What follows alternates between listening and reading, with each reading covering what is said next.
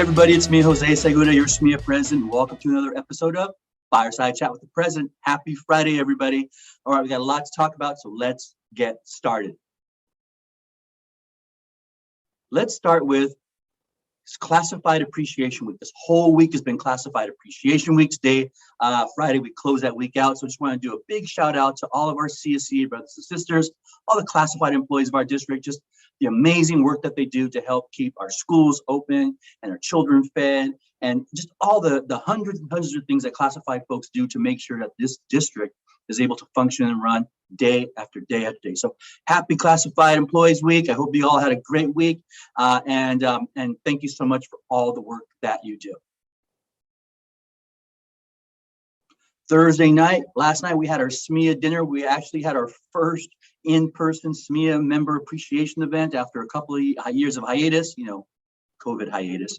And it was awesome. We had almost 400 people at last night's dinner. It was a super great turnout. I really just appreciate everybody's help who helped put that event together. It came along really, really well. Now, I got to apologize to a couple of folks. First of all, our members at Libin, I apologize for not including the Libin site reps in the program. That was just an error on my part.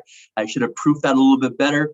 And then also there were some glitches in the video presentation, the slideshow presentation. So I want to apologize for that. That's actually something we put together kind of at the last minute, accessing or utilizing the video screens that are there at the Elks, and it did not go as smoothly as we had hoped. But the sentiment was there. We really want to just acknowledge and celebrate everybody, and I think that we did a decent job of that last night. So congratulations to all the winners last night, especially all of our site members of the year, all 22 of you, as well as Christina Valadez, our district member of the year. So thank you, thank you, thank you. Again, it was a great night, and you're watching these pictures that I'm putting up.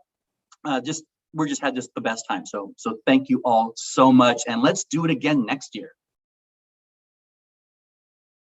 Let's talk about extracurricular duties. Now, extracurricular duties is something that's been in the contract for our junior high brothers and sisters for quite a while. It's new for elementary. It will actually be implemented next year, even though it's in the contract this year, because the contract was ratified after the school year started. It was too late to implement based on the language, and so it will be implemented next year. So what are extracurricular duties? We actually just had this conversation with the district at LMC on Wednesday. A more formal joint communication will go out to you all. So this is not the only time you're going to hear it, but this is an opportunity for me to share with you all.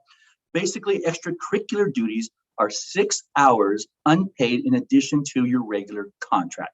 Now, extracurricular duties have to meet one of two categories, one or both of two categories, right? The first is that you are working on something, either preparing or prepping for something that's going to involve student supervision, or you're actively engaged in an event that requires student supervision. So those are really the two criteria. So take any event you want and then line it up with those two bits of criteria.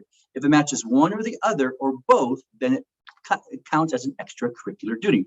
If it doesn't match one or the other, then it is not an extracurricular duty, right? So again, it has to be planning or preparing for some type of event that's going to require student supervision, or it is an actual event that you're going to participate in that's going to require student supervision.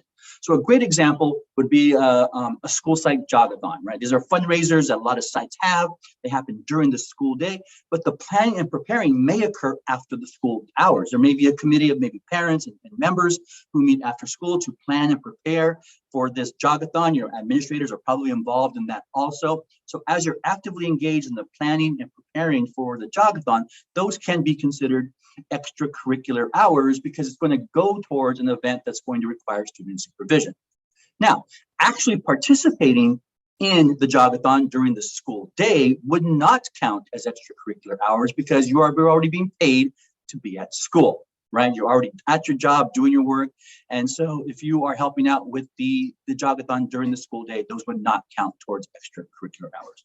Now, if you were planning an after-school event, like let's say a family math night, the planning and preparing time for that would count towards the extracurricular hours.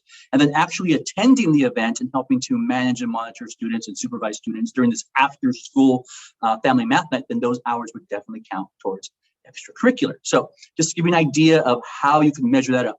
Your administrators, your site administrators need to put up a list of all the extracurricular duties on the very first report day of the school year. And that's when you all as a site members get to sign up for whatever is made available. Now, the goal isn't to hit 6 hours. The goal, it's a maximum of 6 hours. So it just depends on how many events your site is going to have next year that are going to require student supervision and how many members there are at your site, right?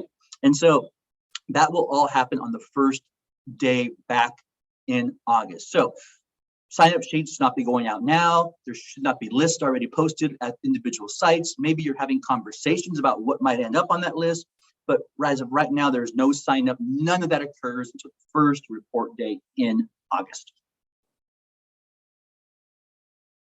And last but not least, PD for Me. We actually have two last PD for Me events this year. The PD for Me Movie Club is going to meet 2 more times. The first event is going to be on this coming Tuesday. Christina Valadez, who facilitates the PD for Me Movie Club, wants to see 2 more movies with you all before the school year ends. So this coming Tuesday, which will be May the 24th, she's going to be seeing Downton Abbey, The New Era. That's right, The New Era at 3:40 at the movie theater in Santa Maria. So please go back to the email this video is attached to, get yourself signed up for that. That's the PD for Me Movie Club is going to meet this coming Tuesday, May the 24th at 3:40 to view Downton Abbey, The New Era. Now, the following Tuesday, that will be the actual last and final PD for Me event of the year. It'll be a movie club, and the group will be going to see Top Gun Maverick. Time to be determined. We'll announce that the next Friday so that you can get yourself all geared up for that. All right.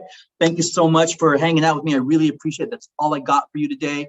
Have a great weekend. This month of May is really, rolling up to its final moments. We have 2 more weeks of school left before we go ahead and, call it a day. So deep breaths. Pace yourself. You got a couple more weeks to go, but you all are just doing an amazing job. And the children of the Santa Maria Valley are just so lucky to have you all. So thank you for everything you do each and every school day, and really every day beyond that as you prepare to just be the most awesome, educator that you can possibly be. So thank you. Have a great weekend. Bye.